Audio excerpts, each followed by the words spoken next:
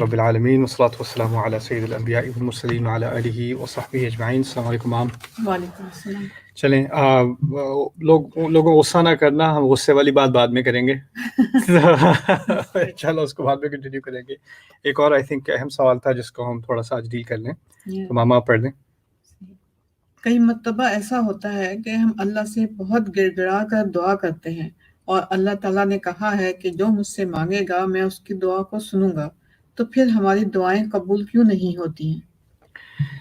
یہ بہت اہم سوال ہے, اور کبھی کبھار عربی کلاس میں بھی اور قرآن کلاس وغیرہ میں بھی اگر کوئی سوال پوچھتا ہے تو اس طرح فرض کریں کہ سوال کا تعلق سٹیپ 5 سے ہے, اور اس کو صحیح سمجھنے کے لیے سٹیپ 1 پہ آنا پڑتا ہے, اور پہلے سارے سٹیپ سمجھنے پڑتے ہیں, پھر سٹیپ 5 سمجھ میں آئے گا. تو اس سوال کے اندر اس کو ایسے سمجھ لیں کہ یہ شاخ سے متعلق ہے, لیکن اس کا اصل جواب جڑ سے متعلق ہے.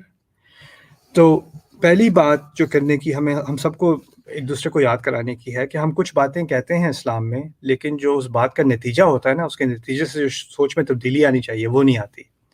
سب مانتے ہیں اللہ تعالیٰ ہمارا رب ہے, سب مانتے ہیں اللہ تعالیٰ کہ ہم بندے ہیں, سب مانتے ہیں اللہ تعالیٰ ہمارا حاکم ہے, وہ رب ہے, ہم عبد ہیں. اس میں کسی کو انکار نہیں ہے. شروع سے فاتحہ سے ہم کہتے ہیں الحمدللہ رب العالمین ایاک نعبد, ٹھیک ہے. لیکن اس کے کچھ نتائج نکلتے ہیں اس دعوے کے اور اس بات کو قبول کرنے کے. دیکھیں مام, میرا آپ کا رشتہ ہے, آپ کے میرے اوپر حق ہے, اور شروع سے پیدائش سے میرے آپ پر حق تھے. آپ کو میرا خیال کرنا تھا, آپ کو ذمہ داری اللہ تعالیٰ نے دی. تو ایک ہے میری ذمہ داریاں اور ایک ہے میرے حقوق, رائٹ. اور ہر رشتے میں اسٹوڈنٹ اور ٹیچر کا رشتہ ہوتا ہے, اس میں ٹیچر کی کچھ ذمہ داریاں ہوتی ہیں اور ٹیچر کے کچھ حقوق ہوتے ہیں. اسی طرح طالب علم کی کچھ ذمہ داری ہوتی ہے اسٹوڈنٹ کی, اور کچھ اس کے حقوق ہوتے ہیں. بیوی شوہر میں ذمہ داریاں اور حقوق ہوتی ہیں. سٹیزن اور گورنمنٹ کے درمیان ذمہ داریاں اور حقوق ہوتی ہیں. دونوں طرف ذمہ داریاں ہیں اور دونوں طرف حقوق ہیں, رائٹ. تو تمام ہمارے رشتوں میں ایک ذمہ داری اور ایک حق کا ایک بیلنس ہوتا ہے ہمیشہ. کبھی حقوق زیادہ, کبھی ذمہ داریاں زیادہ, کچھ نہ کچھ ادھر ادھر ہوتا ہے, لیکن ہوتا ضرور ہے. اسی طرح بزنس میں یا کبھی آپ کچھ خریدنے جا رہے ہیں تو خریدنے والے کی کچھ ذمہ داریاں ہیں اور بیچنے والے کی کچھ ذمہ داریاں, اور دونوں کے کچھ حقوق ہیں, رائٹ. تو ہم یہ حقوق اور ذمہ داری جو ہر رشتے میں پائی جاتی ہے, ہم اس کا کانسیپٹ الگ کرنے میں ناکام ہو جاتے ہیں جب اللہ تعالیٰ کی باری آتی ہے. اللہ تعالیٰ کے بارے میں جب ہم سوچتے ہیں تو ہمیں حق اور ذمہ داری, یہ چیز آپ کو ہٹا دینی ہے اپنے ذہن سے, کیونکہ اللہ تعالیٰ ہمارا رب ہے تو سارے حق اس کے ہیں اور ساری ذمہ داری ہماری ہے. اصل میں ہمارے رب پہ کوئی حق ہے ہی نہیں. دیکھیں, اس طرح سمجھ لیں کہ میرا پین ہے یا میرا یہ کاغذ ہے, میں اس کا پوری طرح مالک ہوں. میں اس کاغذ کو پھاڑ کے پھینکوں یا اس کو جلاؤں یا اس کو اپنے پاس رکھوں, اس کا خیال, اس پہ میرا پورا اختیار ہے. اس کاغذ کا کوئی حق نہیں ہے کیونکہ میری اس پہ پوری طرح مالکیت ہے. اللہ تعالیٰ کو ہم پوری طرح یعنی اطلاق کے ساتھ اس کو ہم اپنا مالک اور حاکم اور رب مانتے ہیں. تو اس سے پہلا نتیجہ یہ نکلتا ہے کہ ہم نے حق کی بات چھوڑ دی. اس نے جو کچھ دیا ہے وہ اس نے اپنی رحمت کی وجہ سے دیا ہے, نعمت کی وجہ سے دیا ہے, اس نے اپنا کرم کیا ہے, لیکن اس لیے نہیں دیا کہ ہمارا حق بنتا تھا. یہ ہو ہی نہیں سکتا کہ ہمارا حق بنتا تھا اس لیے دیا ہے. تو یہ بہت بہت گہری ایک ریئلائزیشن ہے کہ اللہ تعالیٰ نے ایون دو اس نے ہمارے اوپر کتنے کرم کیے ہیں اور کتنی رحمتیں کی ہیں اور کتنی ہمیں ہدایت دی ہے اور سارا کچھ دیا ہے, لیکن پہلی بات سمجھنے کی یہ ہے کہ ہم اللہ تعالیٰ سے مطالبہ ایسے نہیں کر سکتے جیسے کسی کسٹمر نے جو ہے کوئی پیسے بھیجے اور اس کو پروڈکٹ نہیں ملی تو وہ کہے بھی میں نے تو پیسے بھیج دیے, میں نے اپنا جو میرا دور تھا کرنے کا, جو میری کرنے کا کام تھا, میرا کرنے کا کام تھا, میں نے پیمنٹ کر دی, میری پروڈکٹ کدھر ہے, ڈیلے کیوں ہوئی ہے. اس کو غصہ آئے گا, اس کو فرسٹریشن ہوگی کیونکہ اس کا ایک حق بنتا ہے. تو ہم یہ ذہنیت, پہلی چیز جو سمجھنے کی, بنیادی چیز جو سمجھنے کی ہے, یہ ذہنیت اللہ تعالیٰ کی طرف لگانا غلط ہے. اس نے جو دیا ہے اپنے فضل سے دیا ہے, جو دیا اس کی نعمت, اسی لیے ہم الحمدللہ کہتے ہیں. ورنہ تو یہ ہونا کہ ہم نے نماز پڑھی اس لیے ہمارے گھر کی حفاظت ہو رہی ہے, یا ہم نے دعا کی اس لیے ہماری صحت ہے. اللہ تعالیٰ ہمیں پیمنٹ کر رہا ہے صحت کے ساتھ. لیکن اللہ تعالیٰ نے جو نعمتیں دی ہیں، پہلی بات تو یہ ہے تعدوا نعمت اللہ لا تحصوها، اللہ تعالیٰ کی نعمتیں اتنی ہیں کہ تم ان کو گن بھی نہیں سکتے، ایک نعمت کو نہیں گن سکتے، باقیوں کو کیا گنو گے؟ کہنے کا مقصد یہ ہے کہ جیسے میں سانس لے رہا ہوں ابھی، وہ ایک نعمت ہے، ٹھیک ہے، لیکن اس سانس نے مجھے پچھلے 1 منٹ میں کس کس کی مصیبت سے بچایا ہے، اور کس کس طرح سے مجھے فائدہ دیا ہے، اور کتنے کتنے میرے جسم کے حصوں کو فائدہ دیا ہے، اس کا میں کبھی پوری طرح اسکوپ تو کر نہیں سکتا۔ تو میں کسی ایک نعمت کا بھی اللہ تعالیٰ کا پوری طرح شکر ادا کر دوں، وہ میرے لیے ناممکن ہے۔ تو میں پھر یہ میں کیسے سمجھ سکتا ہوں کہ میں کچھ کروں گا جس کے بدلے میں اللہ تعالیٰ پہ میرا حق بنتا ہے؟ یہ ذہنیت نکال دینے کی ضرورت ہے۔ لیکن اس کے باوجود اللہ تعالیٰ نے ہم سے کہا ہے، یہ سب کے باوجود، یہ سب جاننے کے باوجود کہا ہے مجھ سے مانگو میں جواب دوں گا، ادعونی استجب لکم، مجھے پکارو میں تمہارا جواب دوں گا۔ لیکن جواب بھی سمجھنے کی ضرورت ہے۔ انسان جب کسی سے کچھ چیز مانگتا ہے، میں آپ سے کوئی چیز مانگا، میں آج ذرا پراٹھے بنا دیں، دل چاہ رہا ہے، رائٹ، میں نے پراٹھے مانگے، آپ نے بھی چاول بنا دیے، رائٹ، تو آپ کو ایک ڈس اپوائنٹمنٹ ہوگی، میں نے مانگا کچھ تھا، آپ نے بنایا کچھ، یا میں تحمل کر لوں گا، چلیں آپ مانگا کچھ تھا، آپ نے دیا کچھ، وہ آپ کی مرضی، خیر شاید آپ مجھ سے خفا ہیں، یا شاید آپ کو دل نہیں چاہ رہا تھا بنانے کا، یا شاید آپ نے میری بات ٹھیک سے سنی نہیں، اس لیے جو چیز میں نے مانگی تھی وہ آپ نے نہیں دی، رائٹ۔ یہ انسانی رشتوں میں ہوتا ہے، رائٹ۔ ٹیچر کہے گا، اسٹوڈنٹ سے کہے گا ہوم ورک کر لینا، اسٹوڈنٹ نے نہیں کیا، یا اسٹوڈنٹ ٹیچر سے کہے گا ٹیسٹ کو ذرا 1 اور ہفتہ ڈیلے کر دیں، ٹیچر نے پھر بھی ڈیلے نہیں کیا، یہ بھی مطالبہ ہی ہے نا، یا درخواست ہے۔ اب یہ ذہنیت جو انسانوں کے درمیان ہوتی ہے، اس ذہنیت کو ہم اللہ تعالیٰ کی طرف لے جاتے ہیں اور کہتے ہیں میں اللہ تعالیٰ سے دعا کی تھی کہ مجھے ٹوئنس چاہیے، اللہ تعالیٰ سے میں نے دعا کی تھی کہ میرے اتنے پیسے جمع ہو جائیں کہ میں موٹر سائیکل لے لوں، یا اللہ تعالیٰ سے میں نے یہ دعا کی تھی کہ یہ جو ہے بیٹی کا رشتہ یہ اس سال ہو جائے، یا یہ جو ہے یہ ہماری توقعات ہوتی ہیں کہ اس سال کچھ ہو جائے، اس مہینے کچھ ہو جائے، یا اس طرح سے ہو جائے، یا اس طرح کا ہو جائے، یا یہ والا گھر مل جائے، یا یہ والا رشتہ بن جائے، یا اس طرح کی ہماری بڑی اسپیسیفک ریکویسٹ ہوتی ہے۔ اور زندگی کیا ہے کہ ہم دعائیں بہت ساری کرتے ہیں، کئی دفعہ اللہ تعالیٰ وہ جو ایگزیکٹ چیز ہمیں چاہیے ہوتی، جیسے میں نے آپ سے پراٹھا مانگا، وہی پراٹھا آ جاتا ہے اللہ تعالیٰ کی طرف سے۔ لیکن کئی دفعہ کیا ہوتا ہے، ہم مانگتے کچھ ہیں لیکن احساس ایسا ہوتا ہے کہ کوئی کچھ ملا نہیں۔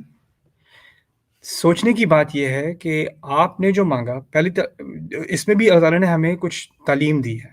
ہمیں اللہ تعالیٰ نے کہا ہے جنت کے بارے میں، وَلَكُمْ فِيهَا مَا تَشْتَهِي أَنفُسُكُمْ وَلَكُمْ فِيهَا مَا تَدَّعُونَ، جنت میں تمہیں جو چاہو گے ملے گا، اور جس چیز کا دعویٰ کرو، جس چیز کا مطالبہ کرو گے وہ تمہیں دے دی جائے گی۔ اس سے پہلی بات کیا نکلتی ہے کہ جو چیز میں مانگوں وہ مجھے مل جائے، یہ کہاں کی حقیقت ہے؟ یہ جنت کی حقیقت ہے، یہ دنیا کی حقیقت تھوڑی ہے۔ دنیا میں جو مانگوں مجھے ملے گا، یہ تو اللہ تعالیٰ نے کبھی نہیں کہا۔ تم پیسے مانگو گے میں تمہیں پیسے دے دوں گا، تم گاڑی مانگو گے میں تمہیں گاڑی دے دوں گا، تم اولاد مانگو گے تمہیں اولاد دے دوں گا، تم صحت مانگو گے تمہیں صحت دے دوں گا۔ ایسے تو اللہ تعالیٰ نے کبھی نہیں کہا۔ کہا کیا ہے؟ استجب لکم، تمہاری دعا کا جواب دوں گا۔ اب ہماری زبان کچھ اور ہے، انسانی زبان ہے، ہماری سوچ کچھ اور ہے، ہم سوچ کے مطابق سوال پوچھتے ہیں۔ اللہ تعالیٰ کا جواب اللہ تعالیٰ کی حکمت کی بنیاد پر ہوتا ہے، وہ اس کی اپنی زبان میں ہوتا ہے، اور اس کا جواب ہو سکتا ہے جیسے یعقوب علیہ السلام ہے، تکلیف میں ہے، ان سے زیادہ ہم کون کمپیٹ کرے گا یعقوب علیہ السلام کی عبادت سے؟ وہ نبی ہیں اللہ تعالیٰ کے۔ اس نبی نے اپنے اولاد کی خیر کے لیے کتنے سالوں دعا کی ہوگی، اتنی دعائیں، اتنا روئے ہوں گے کہ وہ اندھے ہو گئے۔ اللہ تعالیٰ نے جواب دیا، لیکن کب دیا؟ کئی سال دیا، 20 سال بعد، 25 سال بعد، پتہ نہیں کتنے سال بعد اس دعا کا جواب انہیں ملا ہے، پھر ان کی آنکھیں واپس آئی ہیں۔ تو اتنے سال وہ جو گڑ گڑائے ہیں، کیا وہ دعائیں ضائع گئیں؟ سوال پیدا ہوتا ہے نا۔ تو اس قصے کی روح سے ہی سمجھ لیں کہ اللہ تعالیٰ نے جب یوسف علیہ السلام کو اپنے بھائیوں کے ہاتھ اغوا ہونے دیا، پھر مارے گئے، پیٹے گئے، کنویں میں پھینکے گئے، پھر وہاں سے ظالم لوگوں نے اٹھا کے جس بچے کو آپ غلامی میں بیچتے ہیں، اس کو آپ جس طرح ٹریٹ کرتے ہیں ہمیں پتہ ہوگا، ٹھیک ہے نا، اس کے بعد وہ غلامی کی زندگی گزار رہے ہیں، اس کے بعد ان پہ غلط الزام لگا کر، تہمت لگا کر جیل میں ناانصافی سے پھینکے گئے ہیں۔ ان کی زندگی میں ٹارچر ہی ٹارچر ہی ٹارچر، یہ ایک مصیبت کے بعد دوسری مصیبت کے بعد تیسری مصیبت، یہ ان کی زندگی ہے۔ لیکن اندازہ کریں کہ جب ان کی جو ان کا جو قصہ ہے اس میں تبدیلی آنی شروع ہوتی ہے، اور وہ بادشاہ کے خواب کی تعبیر اللہ تعالیٰ کی وحی سے اور جو حکمت انہیں سکھائی گئی ہے اس کی بنیاد پہ وہ کرتے ہیں۔ اس کے بعد انہیں گورنر کی پوزیشن ملتی ہے، فائنانس منسٹر کی پوزیشن ملتی ہے مصر میں، اور اپنے اس تعبیر کے حساب سے وہ بجٹ کرتے ہیں کہ 7 سال کھیتی اچھی ہوگی، اس میں پھر بھی کھیتی اچھی بھی ہو تو کھل کے نہیں کھانا، سیونگز کرنی ہے، کیونکہ پھر اس کے بعد مزید 7 سال قہر پڑنا ہے، اس قہر میں جو سیونگز کی تھیں اس سے ہی کھا کے گزارا کرنا ہے، جو بچایا ہوا تھا، جو گنا بچایا تھا. پھر اس کے بعد ایک آخری سال آئے گا جس میں بہت کامیابی ہوگی، اس کے بعد سے نارمل ہو جائے گا. ٹھیک ہے، یہ 15 سال کا ان کا ایک فائنینشیل پلان تھا جو اللہ تعالیٰ نے ان کو دیا. اب اندازہ کریں اگر وہ جیل میں نہ ہوتے تو ان کی کبھی اس جو ان کے ساتھ تھا جس کی انہوں نے مدد کی تھی اس سے کبھی بات نہ ہوئی ہوتی، اور جس سے ان کی بات ہوئی تھی وہ رہا ہو گیا. وہ جو ہے وہ بادشاہ کا جو جام ڈالنے والا تھا وہ تھا. تو جب بادشاہ کو خواب آیا اور اس کو سمجھ نہیں آ رہا یہ خواب کیا، اس کا کیا معنی ہے، تو اس کے ذہن میں یوسف نہ آتے جو ان جیل میں ملے تھے. وہ جیل واپس جا کر ان سے بات نہ کرتا کہ بھئی یہ خواب ہے، اس کا کیا مطلب ہے. وہ پھر باہر آ کر اس کی تعبیر نہ کرتے. اگر وہ تعبیر نہ کرتے تو قہر ہوتا 7 سال بعد، اور لاکھوں بچے مرتے، ایک یا دو نہیں. یعنی ایک تو یہ قصہ ہے کہ ایک باپ سے ایک بچہ بچھڑ گیا، رائٹ، ظلم کے اندر.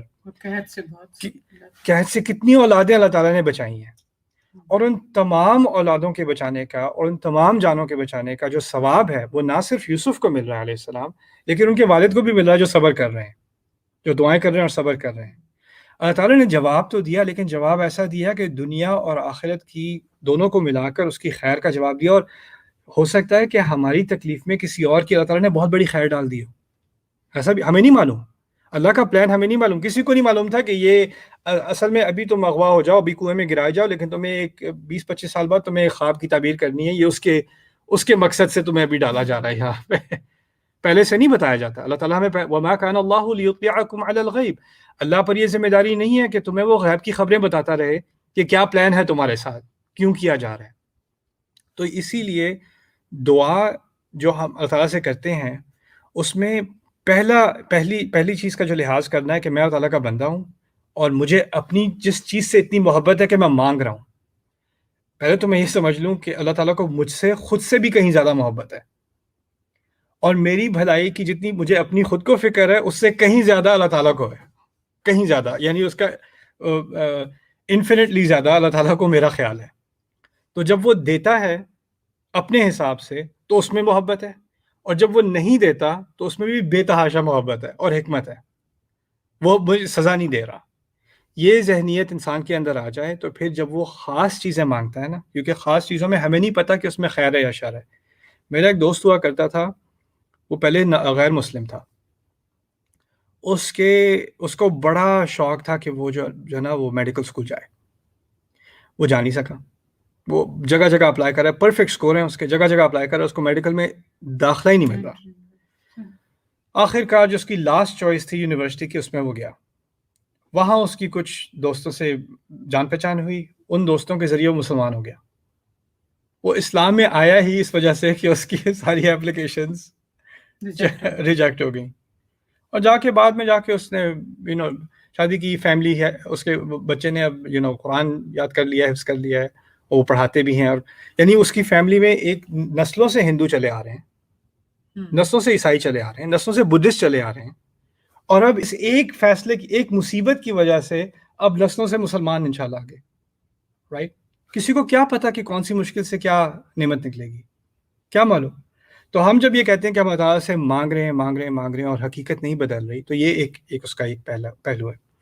ایک اس چیز کا دوسرا پہلو ہے، وہ انشاءاللہ میں کل، یعنی غصہ نہیں کرنا، غصے والی بات ابھی بعد میں کریں گے، لیکن دعا کے بارے میں دوسری بات میں کل کروں گا کہ ہمیں جو قرآن میں اللہ تعالیٰ نے دعائیں سکھائی ہیں ان سے ایک چیز اخذ کرنی ہے کہ دعا کرنے کی ذہنیت کیا ہوتی ہے، ہم کیا مانگتے ہیں اور کیا توقعات ہونی چاہیے. اس کی جو چھوٹا سا میں اشارہ کر دوں کہ ہم اکثر یہ دعا کرتے ہیں کہ صورتحال بدل جائے. رائٹ، ہمارے ارد گرد کی جو دنیا ہے وہ کسی نہ کسی طرح بدل جائے، یا کوئی اور بدل جائے. کوئی بیوی کہتی ہے یا اللہ میرے شوہر کو، اس کے دل کو بدل دے، اس کو نمازی بنا دے، اس کو یہ کر دے، اس کو وہ کر دے. کوئی اور دعا کہتا ہے میری اولاد کو سیدھا کر دے. کوئی اور کہتا ہے میرے والدین کو میری طرف مائل کر دے، کچھ کر دے. یعنی ہم کسی کو بدلنے کی کوشش کر رہے ہیں دعاؤں میں، یا کسی حقیقت کو یا کسی انسان کو بدلنے کی کوشش کر رہے ہیں، یا پھر کسی کو راہ سے ہٹانے کی دعا کر رہے ہیں. رائٹ، خیال آنا چاہیے کہ فرعون نے کتنے لوگوں کا قتل کیا ہے، لیکن موسیٰ علیہ السلام نے ایک دفعہ بھی نہیں کہا یا اللہ بس فرعون کو مار دے، پھر کیا مشکل ہے، کیا ضرورت ہے اس سب مصیبت کی؟ ایک وہ مر جائے گا تو پھر بات ہی ختم، مسئلہ ہی ختم. ایک ہی دعا کی مشکل ہے نا.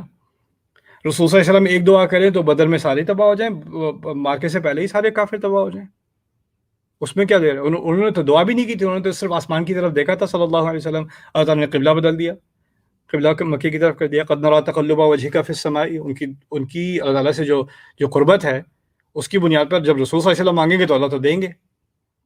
تو سوال پیدا ہوتا ہے انہوں نے کیوں نہیں مانگا، حقیقت بدلنے کی دعا کیوں نہیں کی؟ اور پھر قرآن نے جو دعائیں سکھائی ہیں اس میں آپ دیکھیں گے کنسسٹنٹلی حقیقت بدلنے کی بات نہیں ہو رہی. تو بات کیا ہو رہی ہے؟ اور جو ہو رہی ہے اس سے ہمیں اللہ تعالیٰ کیا سکھا رہے ہیں کہ اللہ تعالیٰ سے کیسے ہم کلام ہوتے ہیں، کیسے بات کرتے ہیں، اور دعاؤں کے پیچھے جو اصل سوچ ہے اور سائیکالوجی ہے اس کو کس طرح ٹھیک کرنا ہے. کیونکہ اگر ہم یہ سمجھیں گے کہ یہ جنت ہے، میں نے تو آرڈر پلیس کیا تھا، مجھے تو ڈیلیوری نہیں آئی، تو ہم نے دعا کو امیزون بنا دیا ہے. تو یہ چیز غلط ہے، اس کو فکس کرنے کی ضرورت ہے، اور انشاءاللہ تعالیٰ اس سے ہمارا اللہ تعالیٰ سے جو تعلق ہے وہ ایک خوبصورت تعلق رہے گا، اور اس سے کوئی اثر نہیں پڑے گا، اس پہ کوئی فرق نہیں پڑے گا کہ ہماری جو اپنی پرسنل خواہشات تھیں وہ آئیں یا نہ آئیں. اللہ سے ہمیں اچھی توقع ہے کہ وہ دے گا، لیکن ہماری خواہشات نہ آنے سے ہمارا اللہ تعالیٰ سے تعلق کبھی خراب نہیں ہوگا، یا برا گمان ذہن میں نہیں آئے گا کہ اللہ نے میری بات نہیں سنی. تو اسی پہ آج اکتفا کرتے ہیں. انشاءاللہ کل میں اس پہ میں قرآن کی کچھ دعاؤں کا جائزہ لیں گے اور دیکھیں گے کہ اس سے ہم کیا سیکھ سکتے ہیں. بارک اللہ لی و لکم. السلام علیکم ورحمۃ اللہ وبرکاتہ. Thanks, Mom. I know you were tired today.